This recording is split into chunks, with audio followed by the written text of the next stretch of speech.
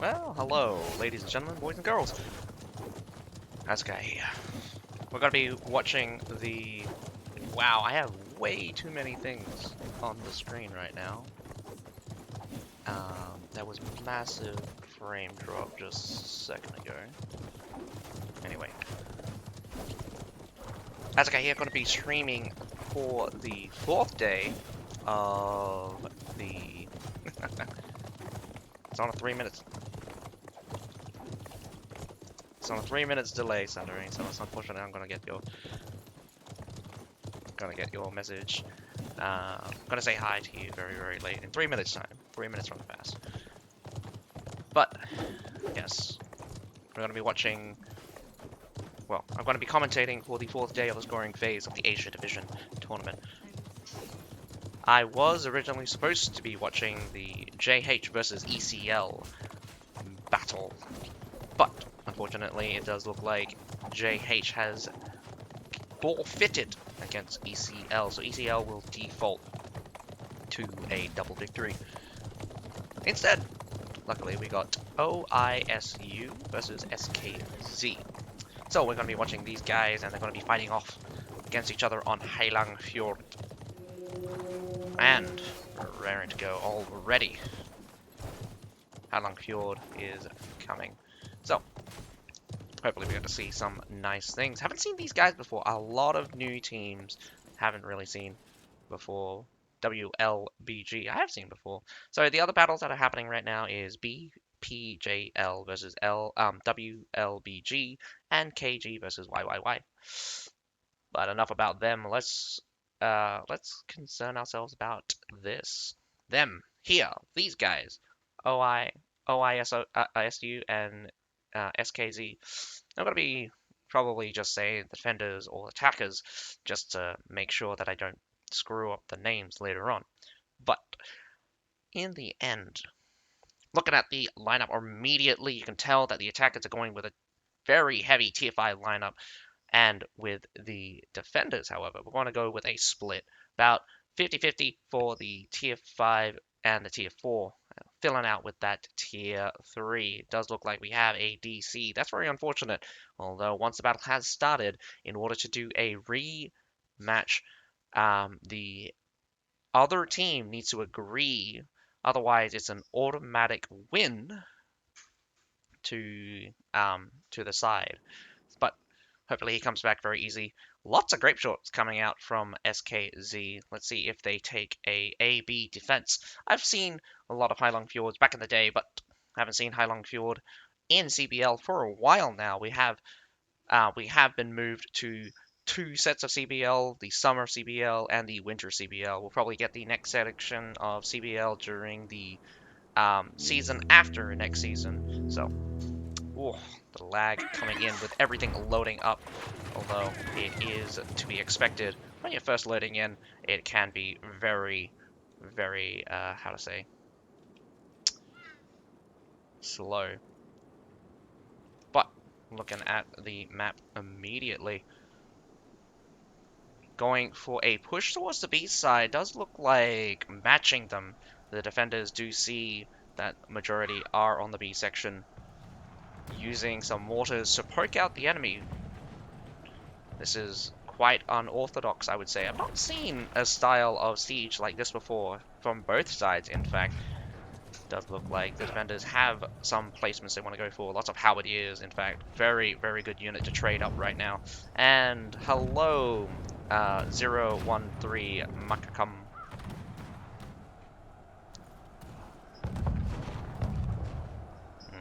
Not particularly sure if the Falconettis realize that they've already destroyed the wall. Got some shield maidens out as well. Lots of cavalry out on the field right now. That is not a very good sign. It does mean that the attackers are going to have to be a little bit careful running into... Whoa! Very brave of the defenders to walk out. Instantly, the pike, I believe, just gets eviscerated. Actually, the jewel blade dies. Actually, the first blood goes to a jewel blade. The pike did not die, but massive losses for the defenders right now. Getting absolutely swarmed on. Don't know what your plan was. You're losing the Medal, you're losing the Shield Maidens, and I believe you also lost a bunch of other units. I think a whole Loyal Guard was there as well. Does look like these Halberdiers, not veteran though. You gotta remember that these guys need to veteran their own units. Shield Maiden stacks absolutely bodying that Halberdier very easily.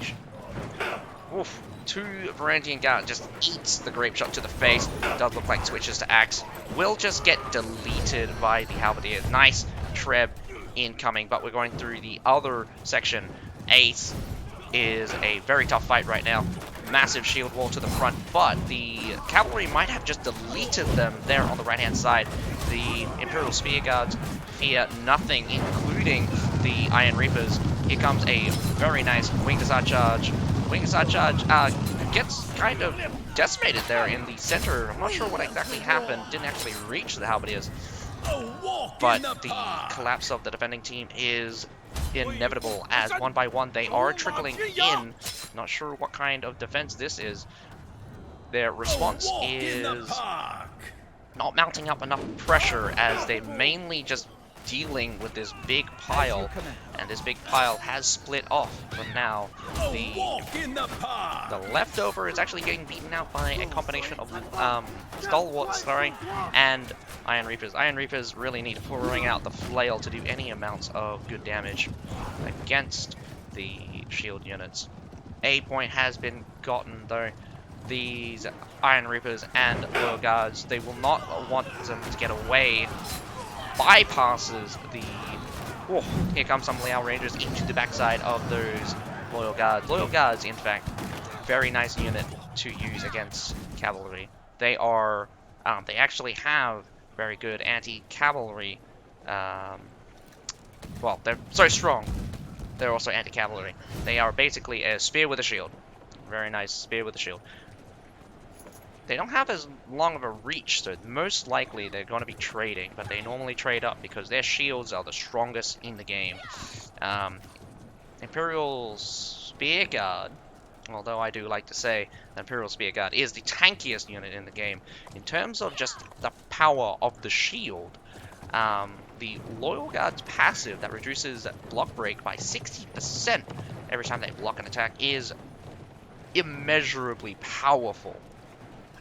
So definitely, I think Imperial Spear Guards are the tankier of the unit, of the two units. But if you want a shield unit that does a lot of damage and can take a lot of damage, the Stalwarts are definitely one you want to pick up. Probably going to be a staple from here on out. You see them in every single battle so far. But what's surprising is the Imperial Spear Guard being chosen and picked up by a lot of people. Again, veterancy is also very important. It does look like the Imperial Spear Guard not veteran at all, or a mix. The one on the left here is veteran for the bottom line, increasing defenses, get that heal ability, and the 20% damage. I mean, the armor. SKZ making a very tight formation here up on top of the C point. Some surf units already out though, so this is a bit concerning. SKZ really needs to be careful if they're bringing out surfs this early on. Your shield units are not really supported by very much, and also, like, again, combination's really important. You want the Halberdiers to be with the shield units. Them by themselves probably gonna get blasted through, but they do have backup just short whiles away. A Treb might go through. What the heck? Oh, it hits the tree. I thought that went straight in. 2 Trebs do make it all the way through, and we got some nice Falconetti just shooting down range. That's going to be deadly. Completely protected by a Halberdier and Shield Maiden combination. We got some Chevaliers as well rocking up. I'm so confused, but it looks like there's just like the defenders don't know what to do. There's an entire pile here on top of C point. I didn't even see the battle happen. And a massive retreat under fire from the Falconettis have pressured them, pushed them back. Loyal Guards push on through. A desperate charge by the Dagger Lancers, but it's just too much. There is so many attackers just swarming their way through. Some Brangian guards switching out, but just gets decimated by what seems to be a combination of Shield Maidens and Imperials Spear Guard. Dagger Lancers are definitely one of the units that is very surprising to see a lot of. Probably the better of Cataphracts, stronger than Cataphracts in fact, mainly because of more range damage resistance and on the cheap.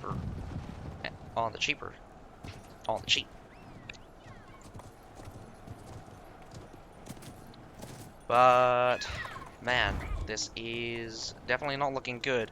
I just noticed that the thing is paused out for some reason. I don't know why that keeps happening, but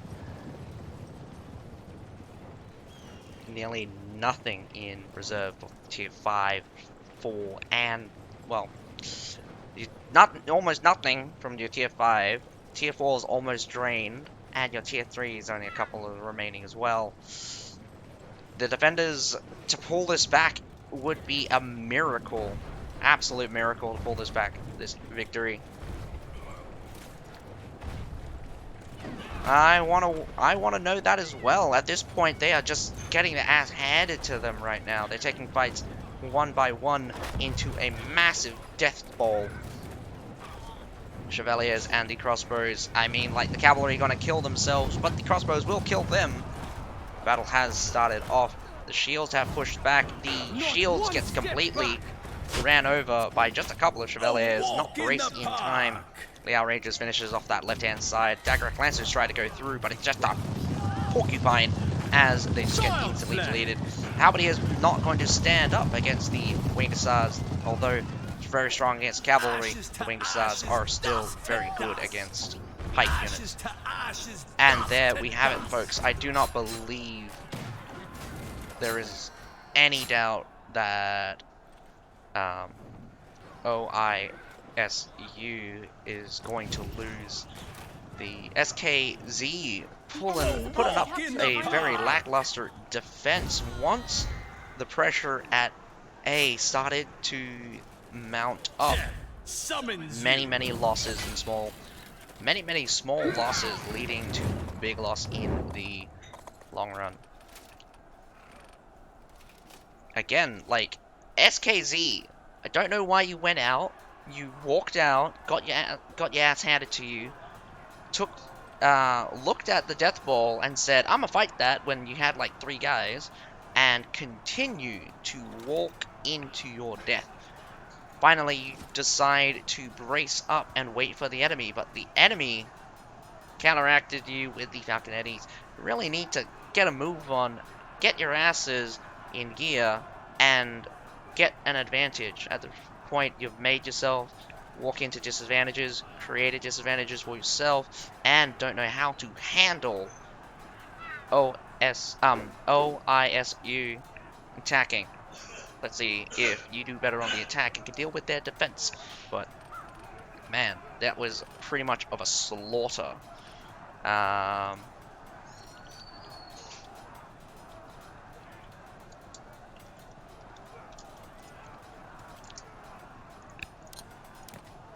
Going to have to put it out there that it is not a very good display of skill for either team, as OISU just steamrolls through the enemy and just happen to have a lot of the counters, or manage to counter the setup. Well, not even like counter the setup, they just kind of just steamroll through the defenders in that case.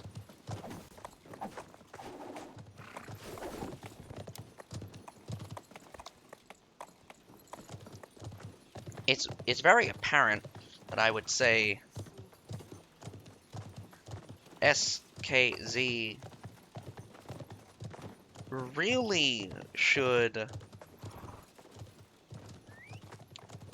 I don't know, like, that was just baffling. They seem to have an idea of what setup they want to go for. Lots of halberdiers, lots of pike units. Pike units are very good at trading, but the shield units should definitely trade up against pike units. And once things starts to boil down to the shield walls and the... Well, I mean, like, SKZ could fight small scale. They got a few wins, they got a few victories here and there, but the big stuff, nah, they absolutely collapsed. So, was it a lapse in judgment? Was it a one-time thing? Who knows? I think it's going to be very important for...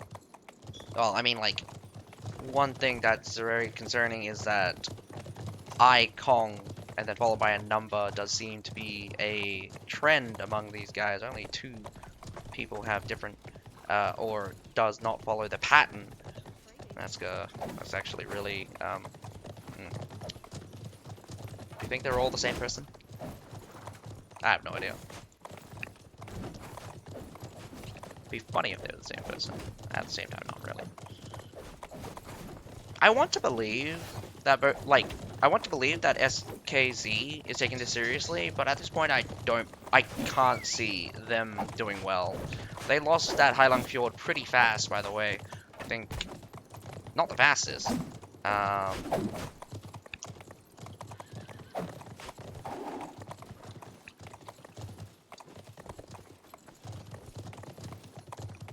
So, for those of you just tuning in right now, I was supposed to watch the JH versus ECL battle, but that was a forfeit by JH, so ECL wins by default. Here we go for the second battle of OISU versus SKZ. Let's hope SKZ puts up a little bit more of a fight, and hopefully, because they put up a little bit more fight, we get to see more skills from OISU. At this point, OISU just had a very easy fight. In terms of resources, again, we're going to go look at the very heavy Tier 5 lineup from OISU. Going to rely on just beating the hell out of the enemy. SKZ taking out a lot of their Tier 4s, in this case putting up more Tier 5s. Lots of cavalry being chosen. Again, cavalry is very powerful, and I just realized from OISU there is so much cavalry coming out. Almost 1/3 of the units selected by OISU is cavalry. But important units. We got some ball throwers, we got some falconettis for the defenders, we got some siphonatis and falconetti gunners for the attackers. We're going to be watching the second battle. This time, mortars and grape shots mix for the attackers. Last time, the attackers that were defending had a lot of grape shots. Not sure if I actually saw very many being put down. One of the most hardest thing to overcome when we're talking about CBL is the resources deficit.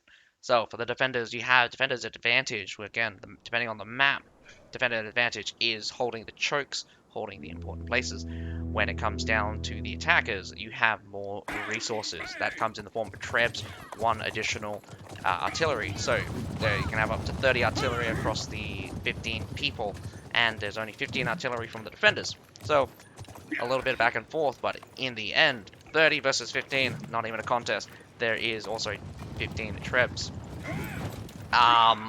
Also, this already starting off to be very bad. It does look like OISU just predicts the SKZ.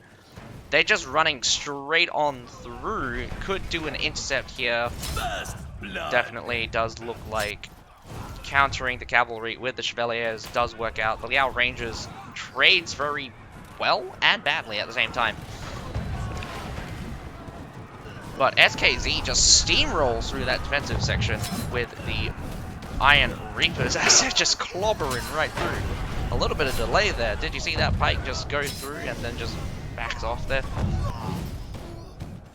But here on the backside, we are getting some Ferengian Guard just standing there, getting shot to pieces here. really need to advance on those guns. You got some way nasty grape shots putting in position that the confidence at they're putting those grape shots in position like that. They're 5 grape shots shooting into the backside of the attacking force, and in the end, the attrition just goes towards the defenders. SKZ somehow loses out after that entire exchange, and not looking good. It's not looking good. SKZ just lost heavily on that assault. They did pick up a little bit, but it's not enough to change, not enough to hold inside. Didn't pick up very much of the A point. They got about a third of it.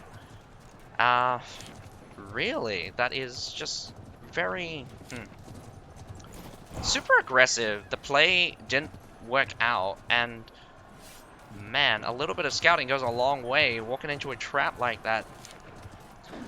Just wondering why SKZ would make a rush B. Rush B is kind of something that you only do against people that don't know better. And again, no scouting. Definitely would have shown all these grape shots. You're losing a little bit here, a little bit there. You gotta kill these guys on top of here. I would definitely get them off the wall. That trap is really bad, and it could friendly fire you. Oh, I take that back. That trap actually smacks some shield maidens really hard there. Oh no. Very unfortunate. Eating up those attacks right now. Brandian guards. It's all about who uses axes second.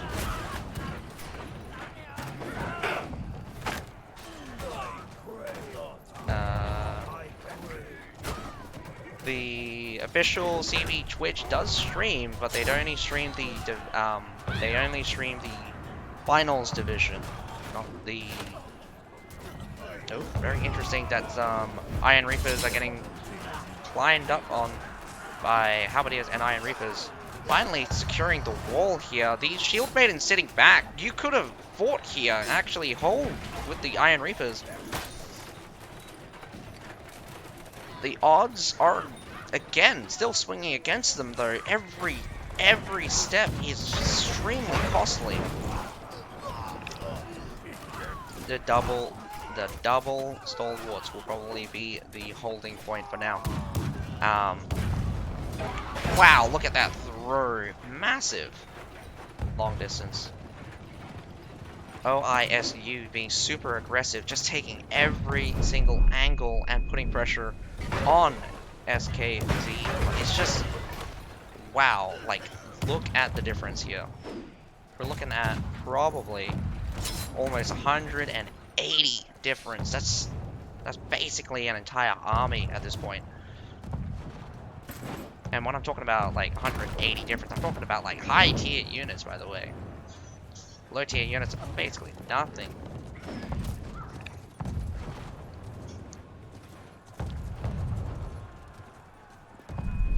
The mortars have scattered them, but it's just, what are you doing with these Iron Reapers? Just letting them go. Another pickup for the defenders. The defenders just getting free stuff. Hard fought battle. 3 minutes to go, and I just realized that there is only 3 minutes, less than 3 minutes to go, and already SKZ has taken 2 major losses. The second one, they actually stay inside, but the first major loss, just traded down again, getting all of this ground, but you gotta start winning back something. You need to pick up something here, pick up something there. They're trebbing, they're grape shotting like crazy. Where's your shield wall? That shield wall's just gonna decimate your halberdiers. What are you doing? Again, not concentrating, and loses an entire medal to a front that shouldn't have happened. Here comes a Winged Hussar. Winged Hussar just goes straight past the halberdier that were just standing there. Magically, the cavalry still chomps them into oblivion. We've got some defense pikemen doing their best to hold the line, but they're just getting rolled right now. A walk in the park. The attackers absolutely destroying SKZ. Probably not what you wanted to see, but Play. that is what you got. A walk in the park. Very aggressive style defense, and also the usage of the grape shot was super aggressive as well. There were so many grape shots on the backside of the wall. Just a couple of shots already won them a major victory. The only problem is now, got about a minute 15 seconds to go, and SKZ is just going to get farmed as the defenders sally out and slaughter their enemies. I do think that this is going to be a very short match. We're going to have to have a very long break after this, and not going to be very exciting for a break. Defense pikemen, again, very good against cavalry, but against high-tier cavalry, you can stop them for a brief second.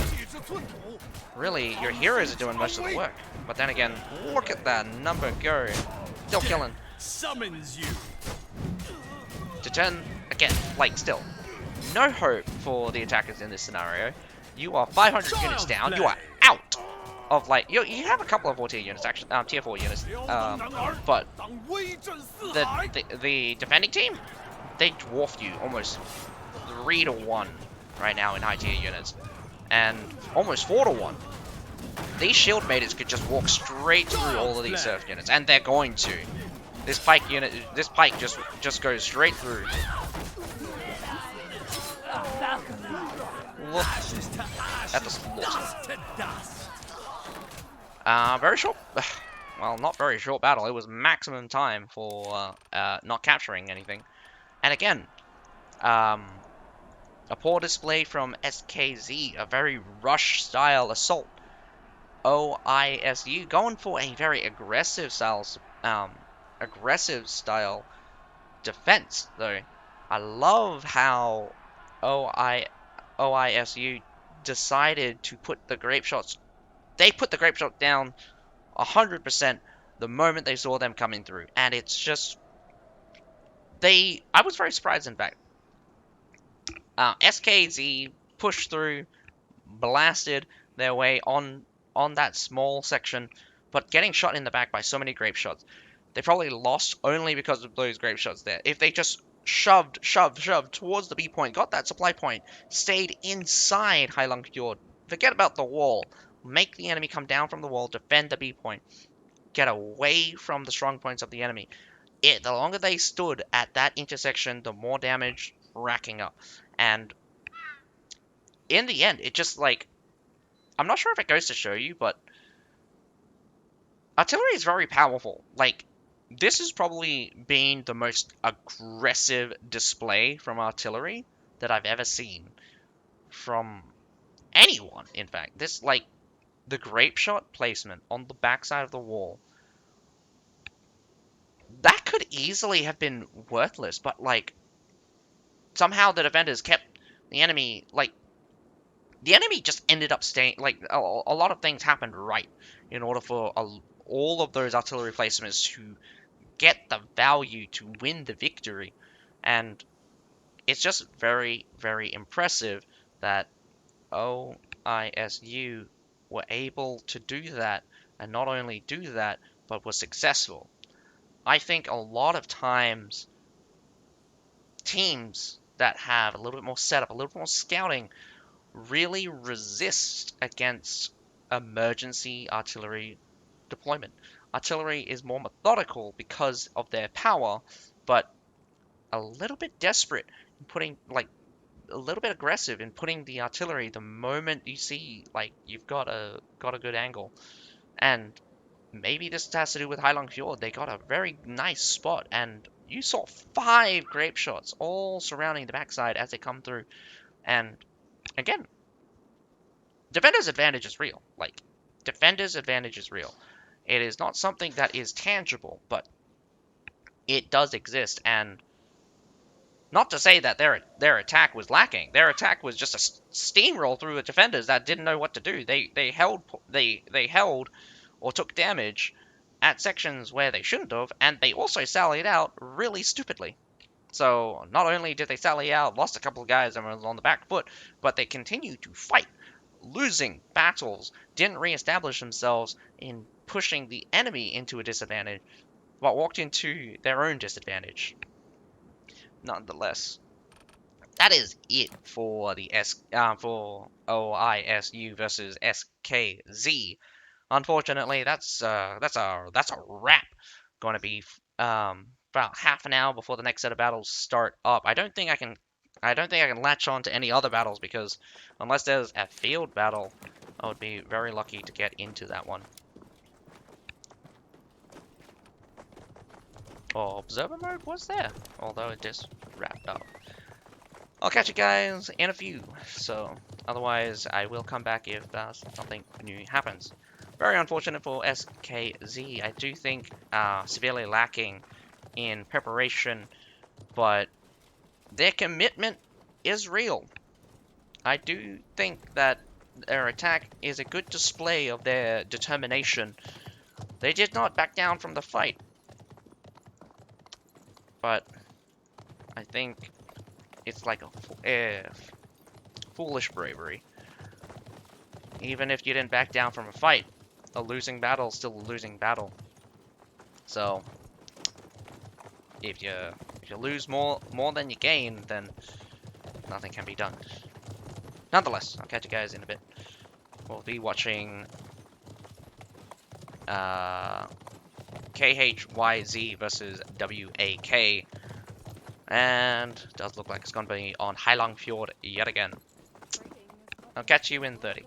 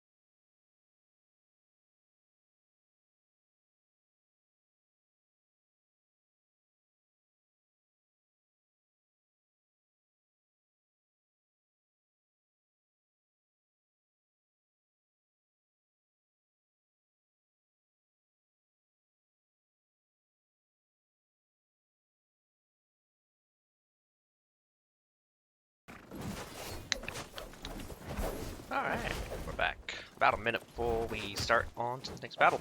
So, right now, I hope you guys are enjoying the stream.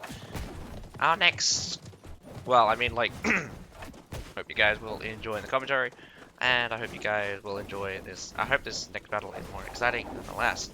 But nevertheless, we have KHYZ versus WAK on Hailung Fjord yet again. So, supporting the boys, WAK, we've got Bubble Fat, Marcelin. I'm very surprised Alice here is not fighting with ECL. Also seeing Dex, I believe he's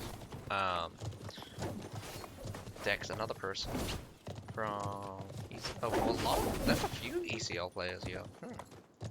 A lot of new guys though. Guys I've never seen before.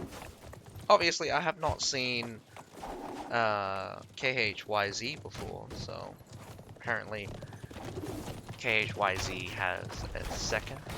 This denomination, like second denomination, makes this very confusing. So it's like a team within a team, and then its name. So it's just like he's playing for KHYZ, but he's from GWC, and his name is Hello Kitty.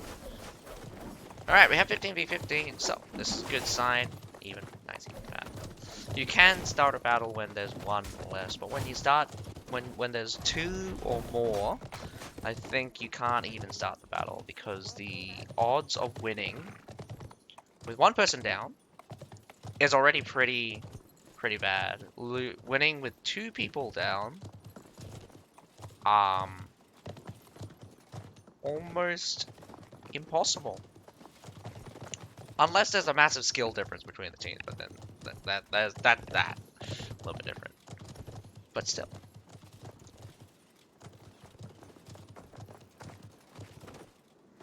Waka waka.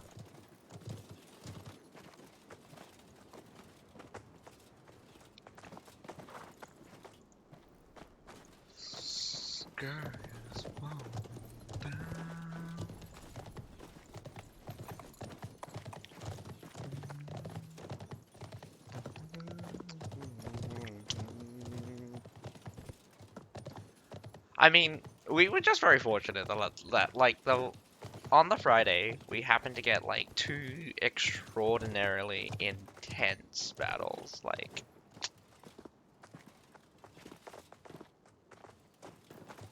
or I mean, like we ended off with a very extraordinarily intense battle. I think it's very difficult to put on a good show, but it normally comes down to whether or not the teams are equal or closer in skill level. Well, they're a bit closer in skill level. You can definitely say that, like,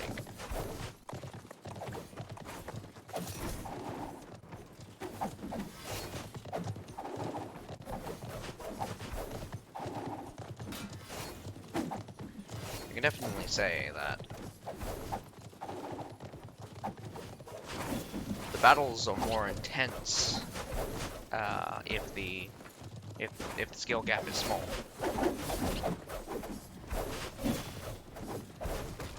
If the skill gap gets too large, it will just be a one-sided. So most of the scoring phase is kind of weeding out the weaker links.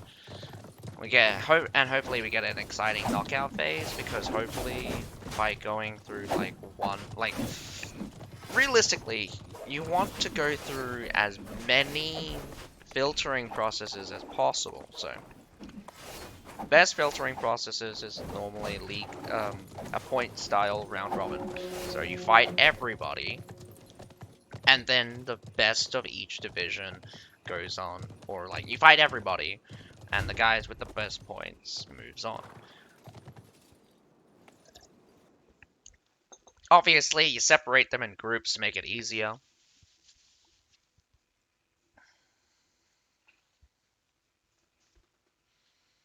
I mean, imagine if there was just one big group and everyone was just round robbering against everyone else. There'll be like, there's like 32 teams. Normally there's like around about 30 teams or so for the Asia division, which is actually quite a lot.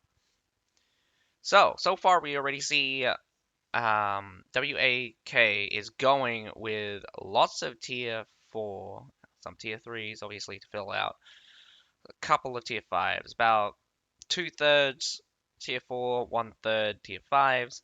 Similarly, KHYZ going in around about 50-50, I would say closer to 50-50. Looking at them, important cavalry going to be very useful. Less cavalry than before. I mean, in the before battle, lots of halberdiers coming out from KHYZ. They definitely can trade up very well.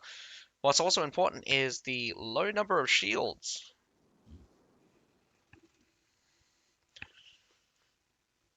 Realistically, I have put less importance on the hero market, but there are more short swords on the attacking team right now. Pikes, well, one more pike on the defending team. The surprising thing is, it's dual blades being chosen. 3 dual blades, in fact, 1 longbow. That 1 longbow could be. One longbow could definitely suppress a couple of the range units. We're gonna have to see how effective he's going to really be.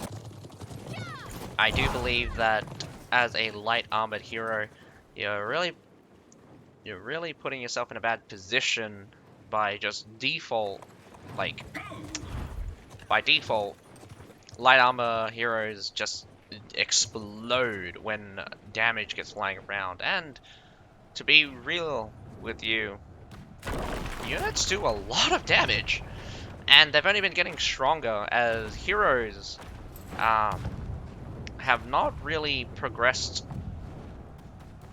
very much in terms of tankiness, nor, well, like, individually they probably have, but as a whole, heroes are not spectacular at surviving. So I do think what I said before a long time ago was units need to be able to deal with heroes, and heroes need to be able to survive against units. So gotta have that back and forth interaction where heroes needs to be sufficiently impactful while units have some resistance against heroes. When heroes start just blasting apart entire units, you're gonna get ran through. This dual blade magically gets out, but wow, could be dangerous here.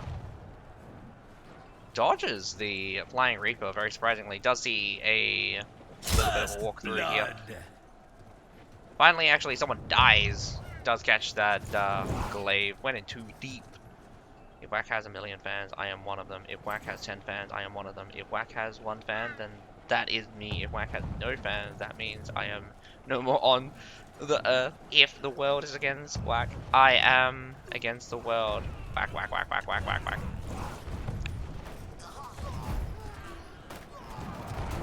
What's really concerning here is that, like, you have 2 battles going on, majority here at the B point getting locked up, A point getting pushed in heavily. I think the B point will get cleaned up fairly easily, and it's a solid push coming in from the attackers. Fortibusher is basically the only thing standing around. We got some Iron Reapers still attacking. Clean up those Iron Reapers, instantly disappears. Whoa! Very dangerous using the armor that they have to just break that Fortibusher. It's not easy, in fact, for Varangian guards to trade against the Halberdiers. Although Halberdier's top line does look like to be the pick here. That's very unfortunate. Nothing my axe can't handle.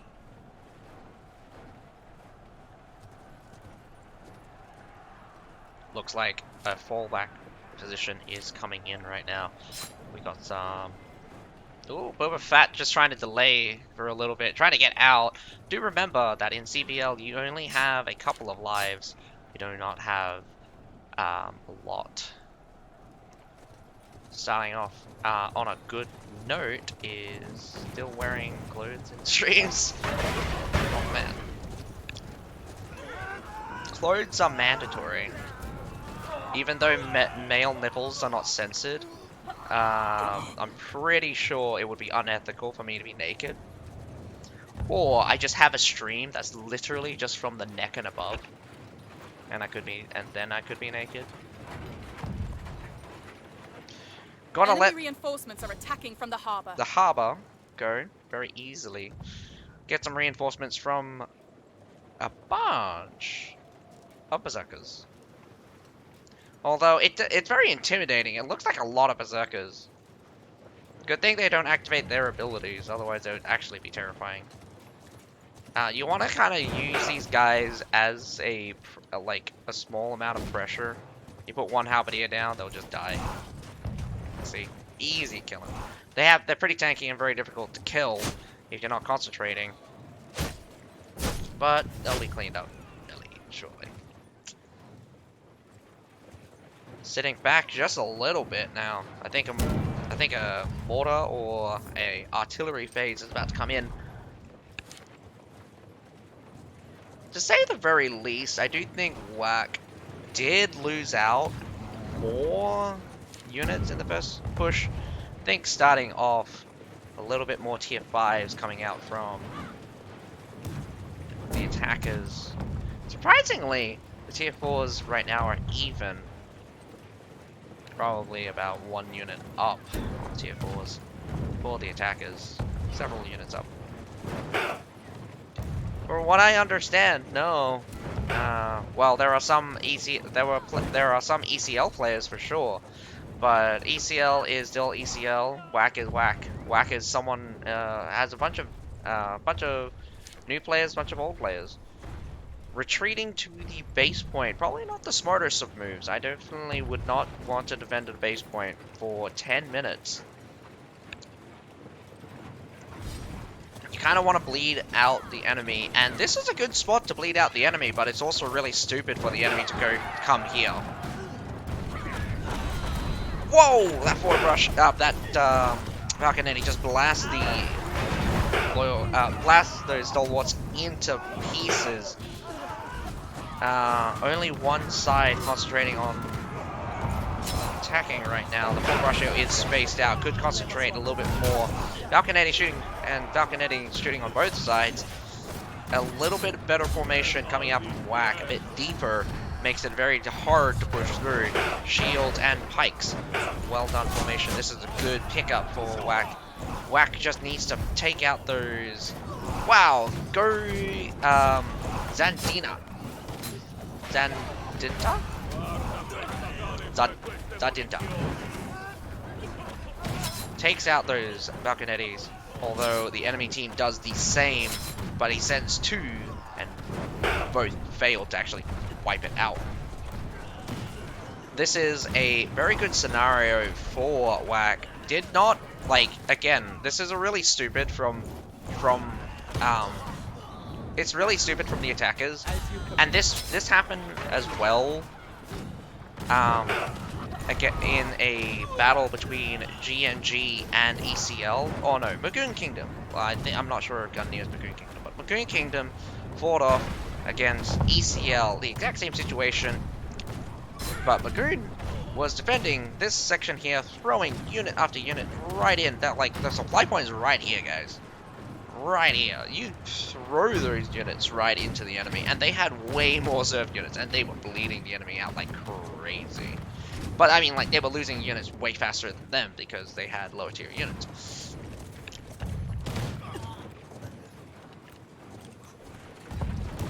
So, massive pickup. Equalizer right now, actually in favor of Whack.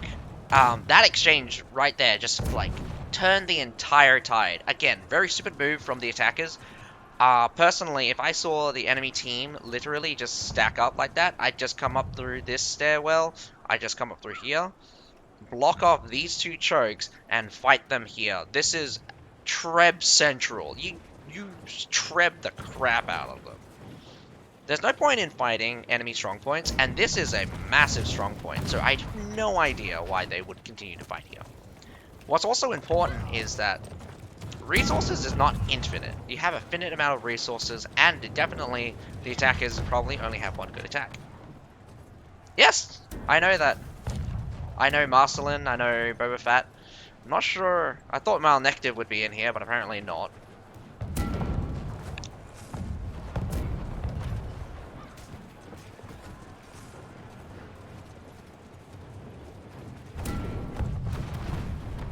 But again, the attackers are being really stupid. Like, why not rotate over? And are these just regular human? Jesus Christ, man. Regular humans? What is this? Alright, this is going to put a lot of pressure on Whack to come back. And this is Treb Central here. Bunch of Trebs hits the... That wall has stopped so many Trebs that it's not even a joke. But they're swarming onto the base point right now. The attackers has massive advantage as completely outnumbering the defenders right now. But here comes a Daggerrack Lancer. Ooh, nope. Daggerrack Lancer does not charge. Although I do see lots of pikes. The double halberdiers definitely are terrifying. But here comes a Daggerrack Lancer without seeing anything. And he just dies. Loyal Guards. And Loyal Guards takes that easily. Charge misses. A charge that misses everything, going for the back line. Takes out the Falcon, the rest of the Falconetti. That is an okay charge. Actually takes out something valuable. Double Halberdier is going to be super devastating. Does look like a two-pronged attack. Taking that center line there. I'm not sure. Wow. Did they sally for? Whack did 4. Oh man, I'm not even sure what happened there, but Whack is moving back towards the base point here. This is very good, actually. Whack saw that they needed to take a fight towards the guys that were just standing here, keeping them there, and they were able to kill off. The attackers surrounding that supply point, hold off the base point just long enough for them to win that fight, for reinforcements to come back in. And this is where it's going to get very, very tight in terms of units right now out on the field, because I think the attackers are going to come in first, because the defenders came in second and they died second. So right now we're in for the attackers coming in right now, massive reinforcements, but the defenders slightly closer coming in right now. So if the attackers keep up for pressure, I think they might be able to bleed out the defenders, but the defenders looking very strong right now. Winged Hussar's coming right on through, slams the Daggerrack Lancers. I didn't even think there were very many Daggerrack Lancers. This Halberdier is going to be one of the only units strong enough to stand around. We got more units just funneling on through. This is not bad, as they're still holding the line, just barely. Another Halberdier unit. These Halberdiers are doing amazing work. I would charge them from a longer distance, but the Imperial Spear Guards are still holding. A good, a very tanky unit, but outnumbered and getting killed. Very surprising. A walk in the park. The tick over is getting very, very bad for both sides. I think the pressure right now is very slow coming up from the attackers. And what's really cool is they have essentially put it down to the wire right now. Both the attackers and the defenders are both in a scenario where they are out of high tier units. It is just serfs. There is probably one tier 4 unit for either side. This pike militia could be a clutch right now. That is down to the last of the very last. So it comes down to heroes. So who has the better hero fighting? And also, if Whack just feeds units, to these guys, it could be very dangerous. You want to have that. Whoa, Pike Militia versus Pike Militia right now. But one Pike Militia is braced and the other one isn't. You need to brace those Pike Militia. Brace is 100 times better. Well, probably not 100 times, but at least a couple of times better. We also had a Halberdier unit inside there. Why was your Halberdier unit just walking around? Got some grape shots coming in as well. We got a minute left right now. This is down to the wire. And 10 heroes for the defenders, 14 heroes for the attackers. One by one, they will fall. Ooh. Unit advantage has gone towards the attackers. Where's the rest of your units? Probably locked up in the people who are dead. And I don't think, oh man, I don't think you can hold for a whole 30 seconds. Good effort though. Very, very good effort from Whack. Gonna have to put it to... I'm gonna have to say that I did not expect Whack to put up the amount of resistance it did. But I'm also very surprised that KHYZ couldn't close it out in the rush. So what I'm saying is that Whack at the base point took a massive victory. Oh, not the base point. The supply point took a massive victory. Switching it around, going towards the base, very good team. And I think the attackers really, really needed to do that much earlier and not head towards the supply point. This way they could have closed it out much faster. But surprisingly, the exchange did not go too badly on either side. Whack actually managed to fend off the guys that were remaining at the supply, hold off the guys at the base point. So they lost at the base point, they won slightly on the supply point, and they managed to retreat back, take back the supply point, and then it was just a rush from both sides. I chalk it up to just very unfortunate not having the ability or the mindset of low tier units and concentrating on the hero battle. The hero battle at the very end was the major point, and Whack did not seem to be together. They were hiding behind their units and stuff. So there it is. That's very, very unfortunate. Lots of people have died. Yep. Thanks, Dad. I'll get it in a minute.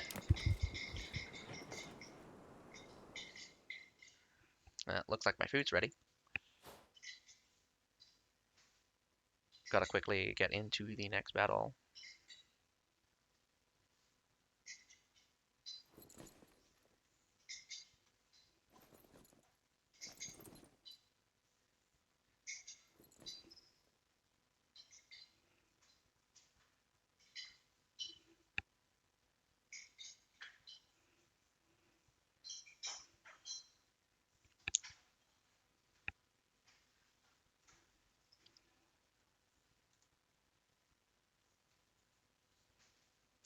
Did it just freeze on me?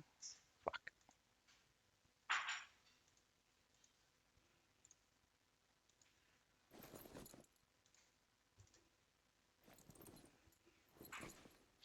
Just end task. Ah, Christ. I'm probably gonna miss it, aren't I?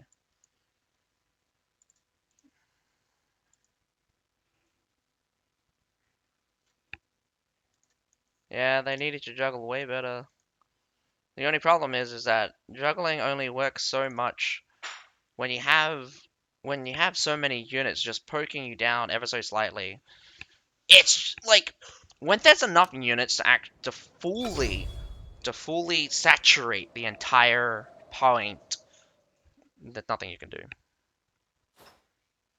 Nothing you can do when there's enough when there's enough units to saturate the entire point. There's nothing you can do. Not to mention, if there's more heroes, you really can't do anything either.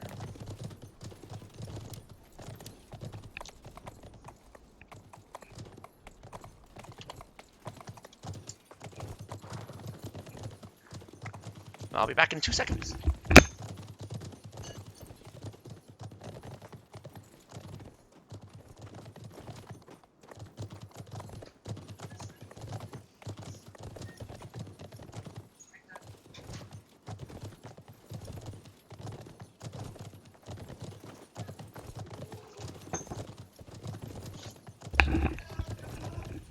That's a little bit unfair to have one of the observers be KHYZ.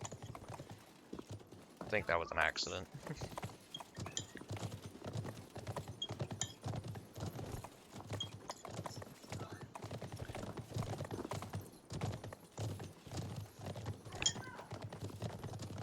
The unfortunate thing here is that I think what is shaping up to be one of the key strategies from KHYZ is the split. They win the more important battle. Somehow. I mean, at the start, they won the more important battle. They did a split. They had a distraction at the B section. Too many people went to the B section. Not enough went to the A section. So they took the A, solidified. Then whoever just came in just got slaughtered, basically. So big loss for WAK. Starting out like that is very, very, very bad. But here, again, when they went towards the supply point, KHYZ didn't play to their strength. Coming in from one direction, they really did waste a lot of time and a lot of resources trying to get through that. What was good, though, is that WAK did not allow themselves to split badly in the second time. But I think that was also to do with the fact that they were a little bit more aggressive and they were able to somewhat juggle the base point with the pressure that they did have.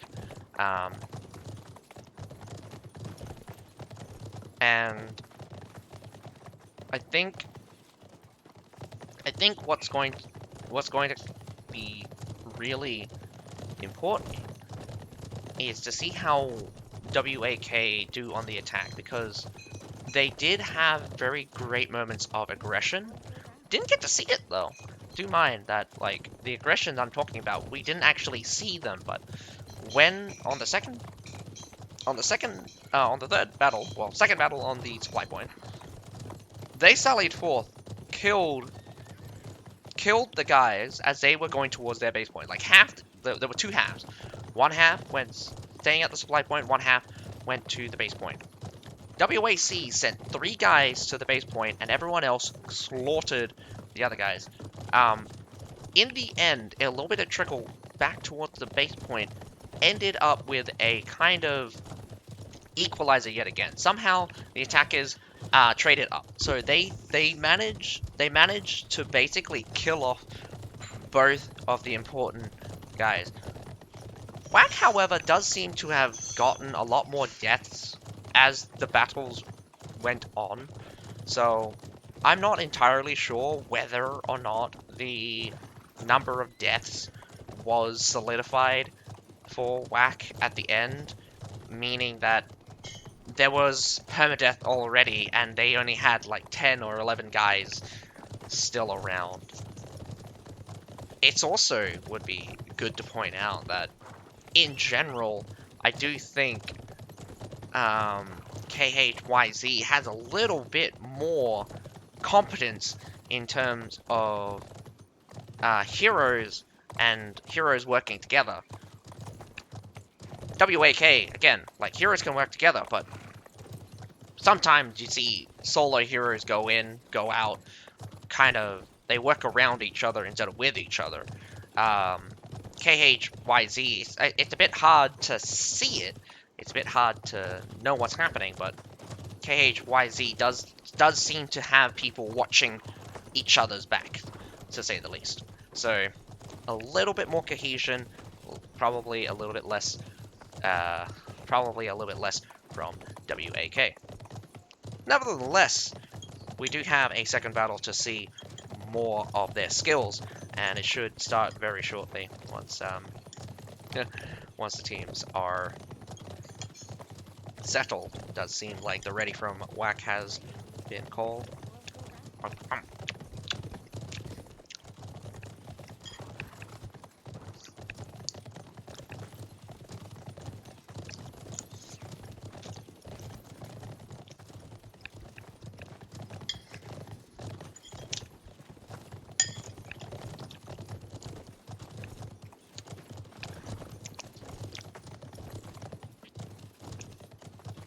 But a good thing to know is that WAC definitely has a stronger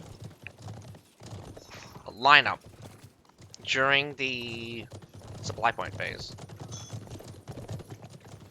It's much harder to push into someone than it is to well, sorry, hang on, like pushing into a defensive formation is basically putting yourself at a disadvantage. There is very little units right now that is capable of just smashing right through a formation. And that's good. A good formation should be very hard to tackle. And what's really great is that WAC was showing that they were spreading out a bit more, they were circling the enemy, and that is good.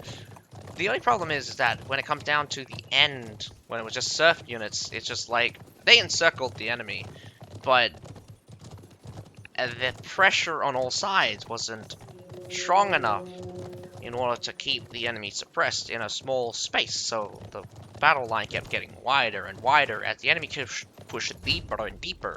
So they weren't able to fully surround them, and again, it just ends up being a bit of a mismatch in terms of resources, because it did look like there was less units.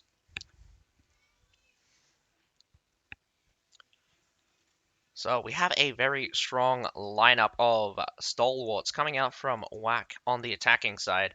So second battle on Hailung Fjord against KHYZ versus WAK. I want to put it down to some unit selections, which gets me a bit concerned. Is the ISGs. The ISGs during the base rush, although they survived for a very long time, they actually got killed because of pike militia somehow. So important units to look out for as well is Corteliers. What are they doing here? They're 20-second charge, but still. We have some Siphanatiois as well. Daggerac Lancers is still important. The humans that I saw as well, I didn't even get to see any.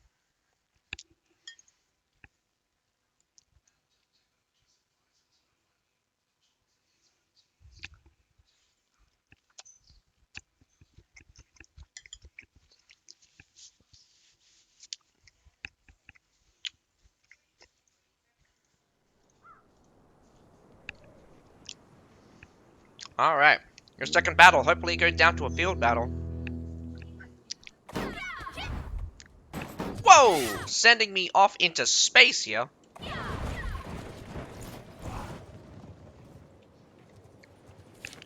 Yep. It looks like everyone's doing a little bit of a split here on Hailung Fjord.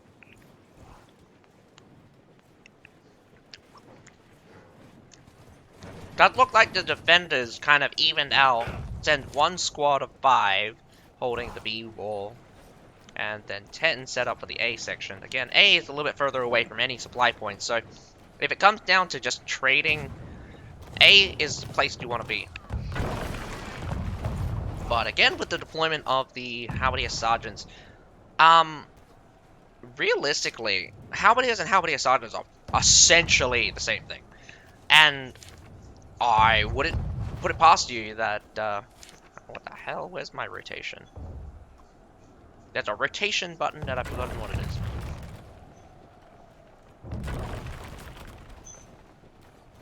Next group is G. Alright, so, yeah. A lot of halberdiers. A couple of halberdiers. So about 9 halberdiers. Got a couple of high tier infantry. More high tier infantry coming out from Great. What is that guy doing? Wow. Your mom and dad is doing great with the dual blade stealth. So already from the get-go, we can see that there's more tier 4, tier 3 coming out from the attackers. This means that they're going to have to trade up a little bit, and they're going to have to watch out for and be very careful of some of the Iron Reapers. Iron Reapers seems to be the shock trooper of choice and could be extraordinarily deadly to the loyal guards, which the attackers have seemed to have chosen. Better yet, the Shield Maidens are definitely a unit you want to keep around. Pushing up finally towards the A point, we got this little pocket here, which classically people have used before. Strangely enough, I've never seen this move before, and here we go with some grape shots. One grape shot from Rain here. A little bit of a mortar fest, I do believe, in terms of resources. WAC has way more mortars than the defenders, and it's going to be a bit of a rush towards who destroys which ones, because if the defenders can destroy artillery, that is excellent for them. But WAC wastes no time deploying some grape shots really close to the front here, being very aggressive with those grape shots. I think they could have been a little bit more aggressive and put them very close to the front line, since the front line is not moving at all. A lot of them were wasting time shooting those mortars. Easily taking out the halberdiers, need to be a bit more aggressive, slaughtering their way through the defenders right now. That is a big victory. Right now, there is a pocket of resistance here at the very small of the what face calls it, the stalwarts and the medals at the edge here. Whoa, where did those shield maidens come from? Now we also have a battle here at the B point. This could close out very well, but a winged archer just kind of turns the tide, deleting the stalwarts and changing the battle between the shield maidens. So the B point will be saved. Token forces around again, like, man, like, when units get stacked up against a wall, it becomes very difficult to kill them sometimes. Whack, go home. Ah! Looks like we have someone in favor of KHYZ. Good pickup, good pickup. Already off to a really, really great start. Trading up. That is really good. Kills off a lot of the tier 4s, a lot of the tier 5s. Still got a bit to go. Only a very small advantage of around about 200 units. If I include the tier 3. If I only just look at tier 5 and 4, I mean halberdiers, blue halberdiers. Oof, man, those guys are terrifying. And it should definitely smack your faces through. Switching back over, I say this, and I say this all the time. Stick to the side if you're going for a rush, because if you take the A point, just keep going through A. I mean, go across this bridge, get the harbor, or go straight to C. If you get the B side, again, you have to go straight through if you're doing a rush. But if the enemy is set up, switch to the A side. A side's much easier to get through. The defender's not holding this choke here is also something that defenders have done before, and a really good defender just holds its bridge, and it is a nightmare because you've got some nice spots for some ranged units. Any units sitting back here just gets shot to pieces. And then this section here, I mean, like, the trebs were destroyed, so that was like another thing. Any people goes cut off. Any person that goes onto this stairs also just gets annihilated. Now, the attacker's advantage in resources is coming into play. We have artillery being deployed. Another section of artillery. They have plenty of artillery to use. And doing very well for themselves. The defenders does take out 2 mortars for 1. Actually not taken out yet, so it's still there. So what's important for the defenders is not to kill units with their mortars. It is actually to trade artillery. You trade 2 for 1, and that is really big. Really big. He trades 3 to 1. Sorry, 3 for nothing. He hasn't got taken out yet, and that is not good because you're wasting more and more resources, or your resources are getting taken out. Wow, your mom and dad does a nice assassination Enemy reinforcements on are attacking from the those harbor. on that mortar. You still have 9 left, so you could definitely put a lot of pressure in this intersection. Bunch of grape shots across this line here could threaten them to stay out of this intersection. Could get you a lead up towards. But we got 2 stalwarts, a winged hussar, and some Liao rangers. These guys are trapped, by the way. They cannot leave the sea point. There is only one way out, and that is towards the base point, and it's through here, this intersection. This halberdier line by itself is not terrifying, but with some stalwarts, that's going to be very terrifying. You got to be careful. You threw the stalwarts in there, but they were just turning around.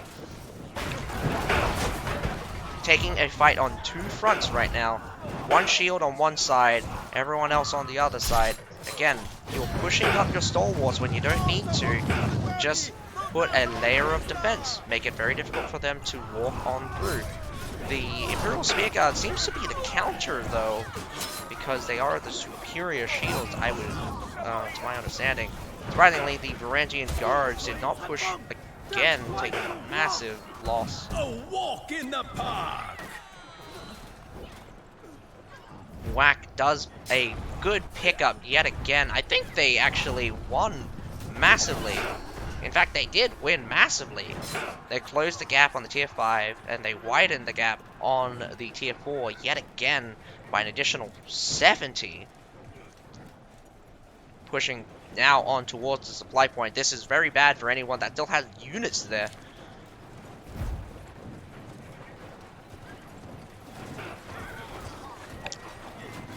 Well, facing the wrong way, those loyal guards. That Madao getting picked up again.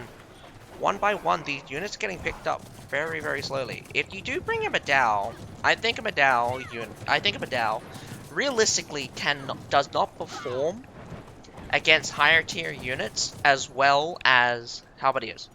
Halberdiers are way superior. Halberdier sergeants are way superior. Just use those.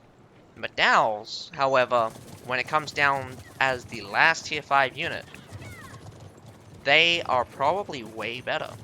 When surf units start being thrown at you, a Madao could and should be able to stack their passive, making them almost invincible. We are constantly pressing the Madao brace, Madao order. That's a wasteful trip right onto basically nothing. I think, whoop, walked right into that one. Big hit. Oh Jesus. Yeah, that's gotta be painful. It's Ironcap Spearman, so Ironcap Spearman has one of the better formation for the turtle formation.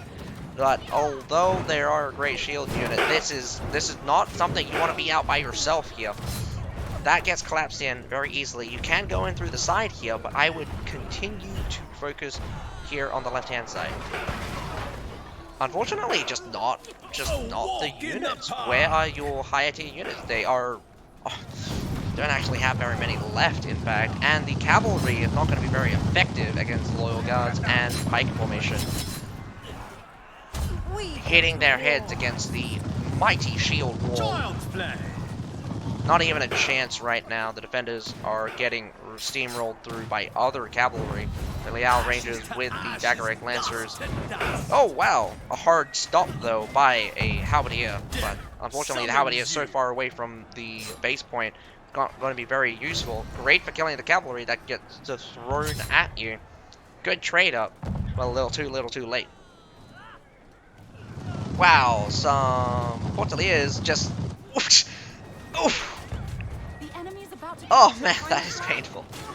Watching that happen is just absolutely painful. And was that Cortelius? Oh no, I can't remember. I feel like that was Cortelius.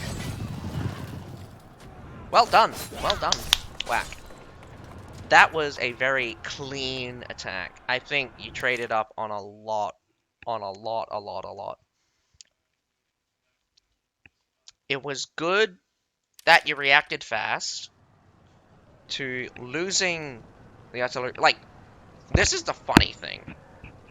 Whack lost in artillery. Like, they were trading down in artillery somehow.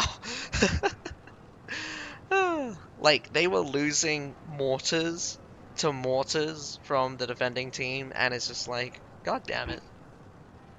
In the end, though, they started placing their grape shots very aggressively. They won the battle at the 8 point, pushed the enemy out, and just rushed the enemy as they were too concentrated on just doing a little bit of skirmishing. And even though they were winning the skirmishing battle, once it comes down to battle, they're a little bit late. That little bit of lateness allows Whack to just capitalize super hard on them. And it is great that Whack is pushing on through when the enemy is distracted. What I would also say is, surprisingly, the push towards the B point didn't stop, because they did get killed. They did get killed the first, no, the push, like, should have put me on the defense too. Well, you're not there. I swear to God, you were there, right?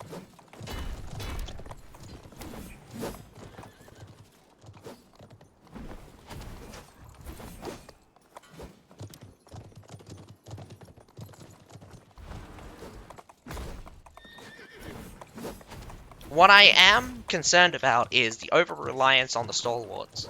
There were so many stalwarts coming out from Whack. I mean, I think I counted like 7 stalwarts at total or something. That's a pretty high number, by the way. When you have 7 of the same unit, that's basically a reliance on that unit. What was disappointing, however, is the medals from KHYZ. I don't believe medals are any good.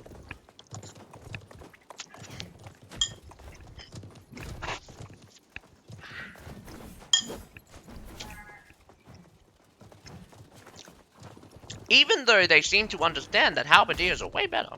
Like, they have so many halberdiers.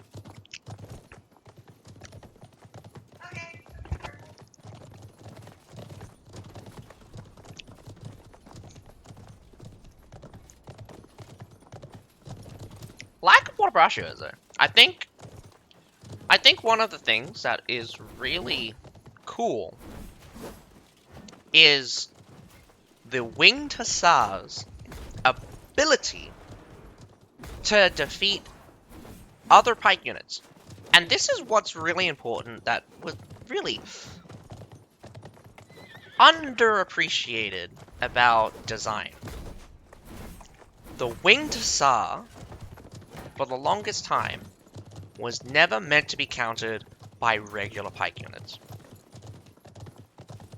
They can defeat, well, technically, they can defeat every pike unit besides the Fort Braccio and the Medal. And that's good. That's okay.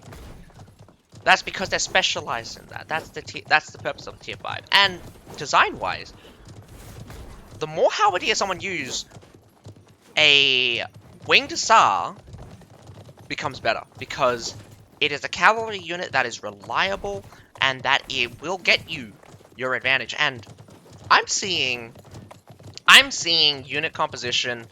If you can predict your opponent's unit composition, you are going to go very far. And what's going to be telling is that Liao Rangers and Decorac Lancers both suffer at the hand of Halberdier. A Winged Hussar, however, does not. But a Liao Ranger deals with Loyal Guards. The flexibility of Decorac Lancers, again, same as Cataprax. Surprised that Cataprax is not being chosen, but I do think I understand why. Because Cataprax Lancers more expensive, they got more units, but the Decorac Lancers has a better follow because of the wide arcing swing. The wide arcing swing hits multiple units, and that counterattack is way stronger than the Cataphract's continuous charge.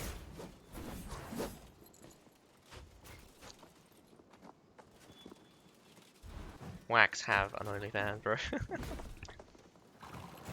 Wax super hard on them. ECL's Field Battle Curse will be released. You're thinking that Whack is going to fail on a field battle. Who knows? Who knows? They apparently won their other battle 2-1 on a field battle, so who's to say that they're going to lose on the field battle again?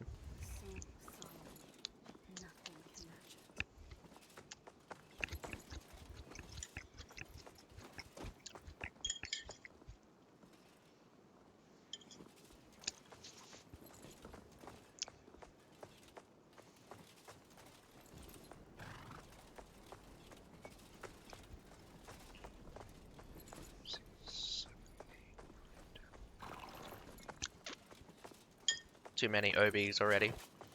Too many observers. That's it. Can't have any more observers. Gonna have 10 observer. 9 technically.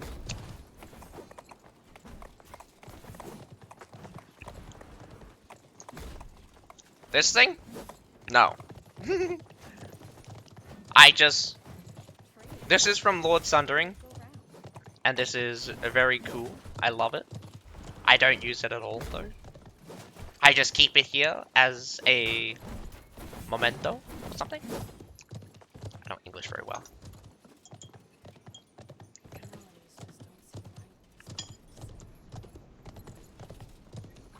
The winged hussars arrive, coming down the mountainside.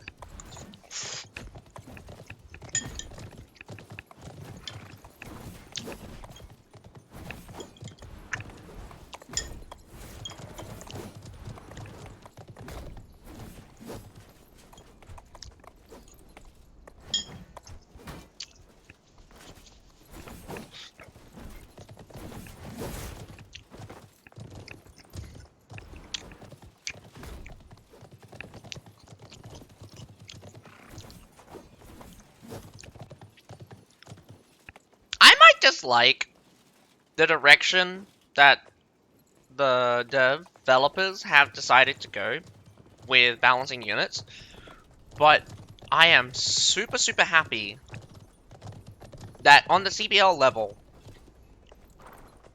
the landscape's completely changed, and it's so cool to be like that. It is so cool that it is like this, because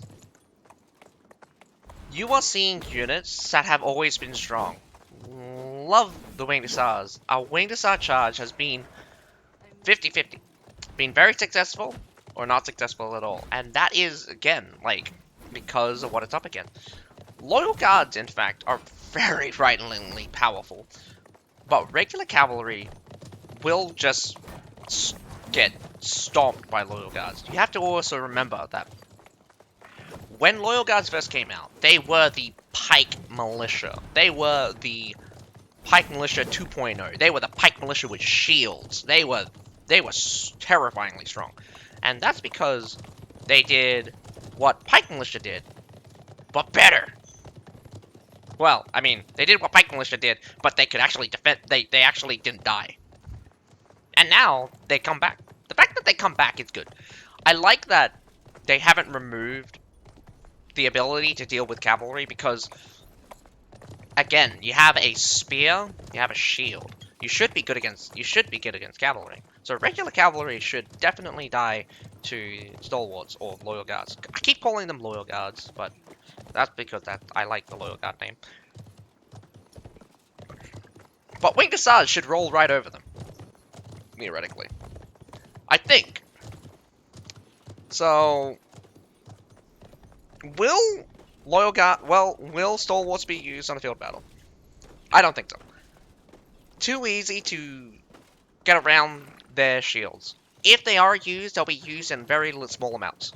If you use 7 in a siege battle, you would use like 1 on a field battle. And on a field battle, speed is king, I would say. Faster the better. But obviously, you still need a good impact. So you can be the fastest. You can be the fastest unit in the game, but if you do no damage, then what's the point? Does look like we are ready. Does look like... No, I take that back. KHYZ said 1 minute. Whack is ready. Whack roll call for the ready. Just win both matches, so no field. Just win both matches, yeah. If only you were that good. The sad thing is that because of how the losers bracket works... Okay, so I'm not sure how they're going to do the final division, but previous CBL, you would have a winners bracket and a losers bracket. And eventually you'd have the winners of the losers bracket and the winners of the losers bracket fight off against each other. But the winners bracket would always have 1 point up. The sad thing here is that no matter what happens, it's a best of technically a best of 7, but it's actually a best of 6 because the winners always have 1 point. You will never get a field battle. You'll never get a field battle in the finals. And I think field battles are the great equalizer. The great equalizer. You start off on a basically symmetrical map. It's designed to be almost symmetrical, so that it's a little bit more even. Straight away, we see tons of cavalry. The Shield Maiden choice is crazy, I think.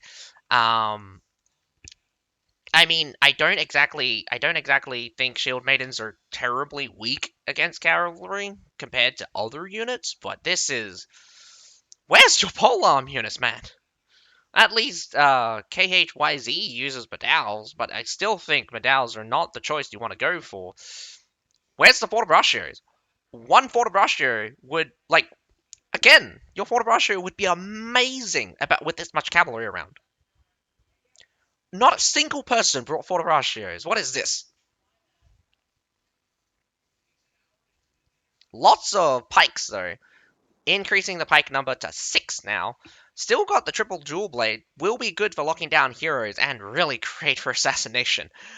We have 2 loyal guards actually being chosen, but the number of shield maidens, my goodness. Shield maidens are strong, man, but against like cavalry, still you're gonna have to expect cavalry, right? Like I would be expecting cavalry.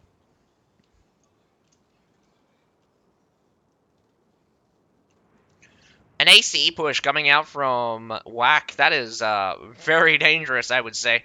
Sending around about 8 people towards the A point. Does look like a split between B and C.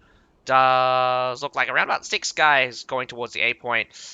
Whack needs to make a decision here. This B section has no shot.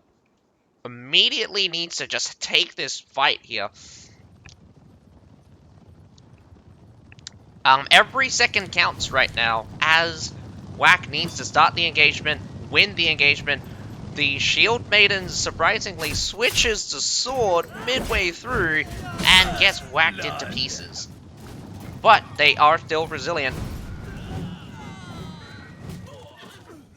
If you catch cavalry, especially Liao Rangers, with the spear, it is much better, and then switch to pike, and then switch to sword, you would do way better. But wow, where did those Shield Maidens coming from? The Shield Maiden pile is incredible, and the battle towards this A point is terrible. Big losses coming out from Whack here.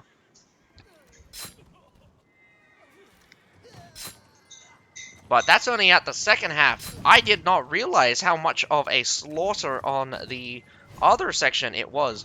They haven't got the A point, and this really is bad for Whack if they cannot solidify one of the points. I would definitely keep assaulting this point. Here comes another charge, going to actually catch a bunch of Shield Maidens, but no kills. Shield Maidens are very tanky, especially in the Cover Commander form. 10% damage resistance should be enough to survive most, if not all, cavalry chargers. Here comes a cavalry charge from... oh, man. Some cataphracts out on the field. The Liao Rangers, surprisingly, on a corner here, gets beaten up by some Shield Maiden. A walk The in B the point park. is getting surrounded here. We're getting one person getting caught one after another. A dual blade going for the base point, probably a bad move, as the B point is still solid.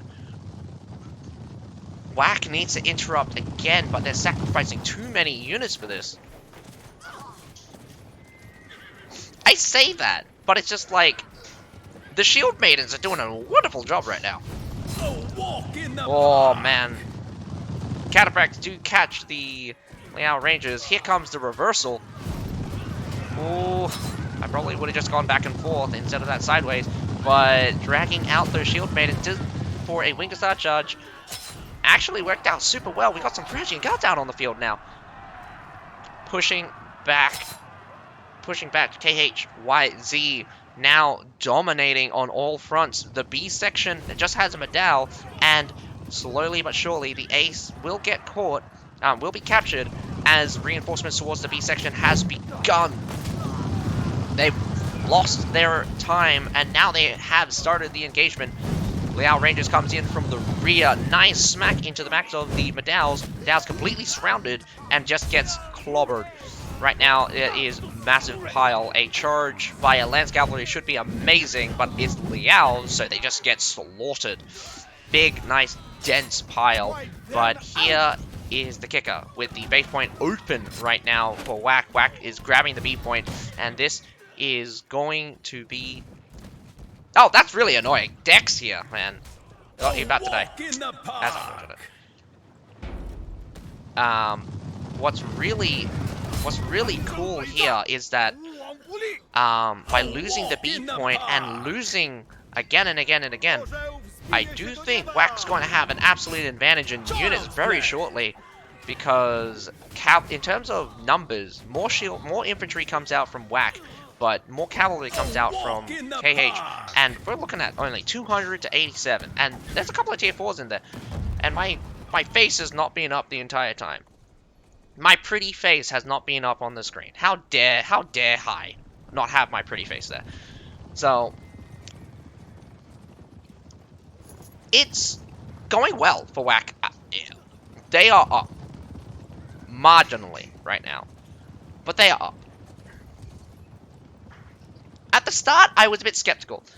But as the battle rages on for the B point, it is good. What they have right now is really good. Bit concerning is the number of hero deaths. Again, no one's on permadeath just yet. It's going to be a lot of time left. So, a lot of time left.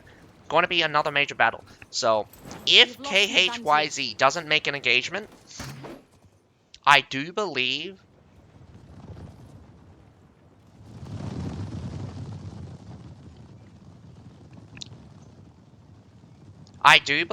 that KHYZ could take the initiative if they start killing off some of the heroes.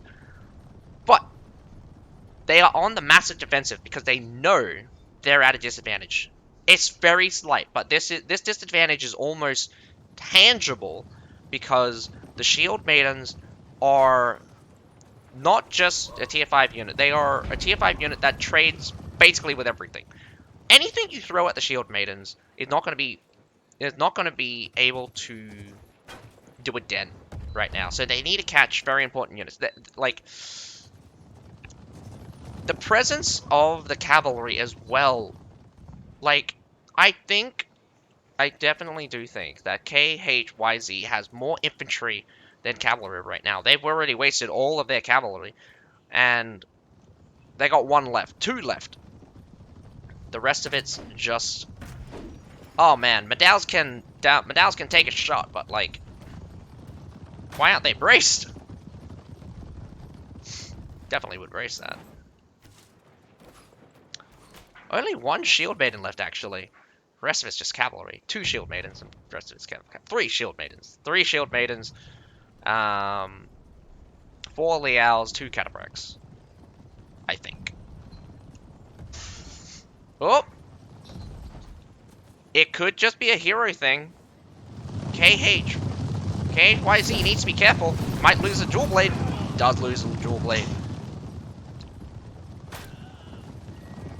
nice snipe from the cavalry. Cavalry is a big pile of hit points, but they do take a ballista shot very nicely.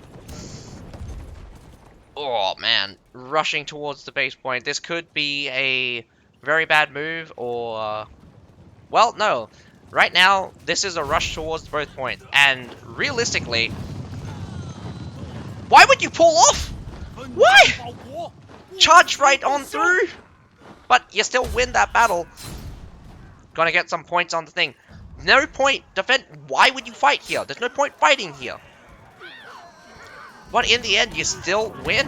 Varangian guards are out on the field, and the infantry battle is in favor of KHYZ. But closing it out right now, the base point is under massive threat. The B point gets basically going to get picked up, but the base point is not defensible. Not defendable. They can close it out if they just kill this one guy. A very bad decision. A very bad decision. Oh my goodness. This does not automatically lock out. It doesn't matter if they get the B point, because this does not lock out yet. Huge mistake from KHYZ. The push towards the B point. Absolute death sentence. Oh. Well done. Well done, Whack. And, to put it to you straight, the infantry is great against other infantry.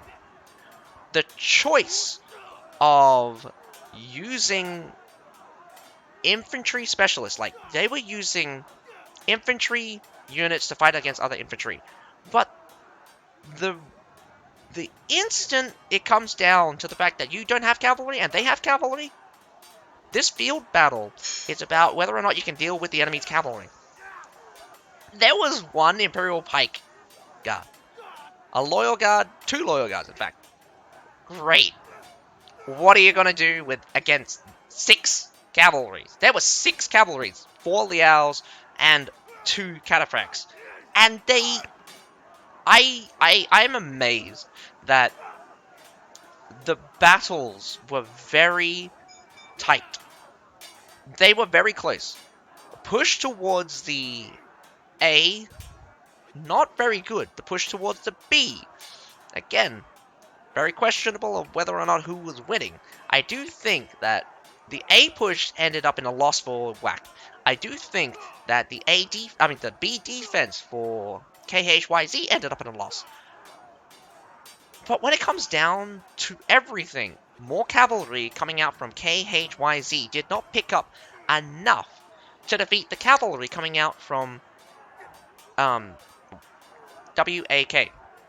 WAK just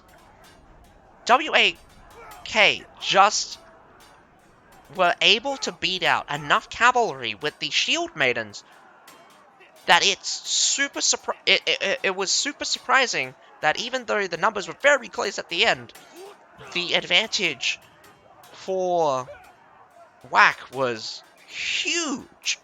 Absolutely massive. And this is what people need to keep in mind. If you're going to a field battle, expect cavalry. Cavalry means speed. Speed means king. You are the king of the battlefield if you're fast. Shield maidens are one of the fastest infantry. Cavalry are definitely the fastest. And it was so surprising that I did not see a single forte. No forte. Very good cavalry usage coming out from KHYZ, but the shield maiden still picked up cavalry. And that is big. But nonetheless, that is all for tonight, and I thought that this field battle should show other people who are watching this. If you're in the CBL, definitely take my advice. It comes down to a field battle. Shield maidens are going to get nerfed very shortly, but when it comes down to a field battle, a Forte Braccio is going to do you a billion times better than a bunch of shield maidens. Shield maidens do wonderful against cavalry, but they're a tier 5 unit, while a tier 4 unit could basically kill as many cavalry as it wants. So, congratulations to Whack winning 2-1 on the field battle, and congratulations to OISU against their opponent, which was SKZ, winning 2-0 on Heilong Fjord. I want to put it that it's very exciting to watch CBL after such a long time. It was very exhausting for the last CBL. I knew we had a very, very long scoring phase. This scoring phase shouldn't go as long. It's only around about 2 weeks. So, hope you guys catch me next time tomorrow when we get to see a bunch of other battles. But nonetheless, I hope you guys enjoyed my commentary, and I hope you guys enjoyed the stream. But other than that, my name's Azakai. Have a nice day. I'll see you next time. Bye for now.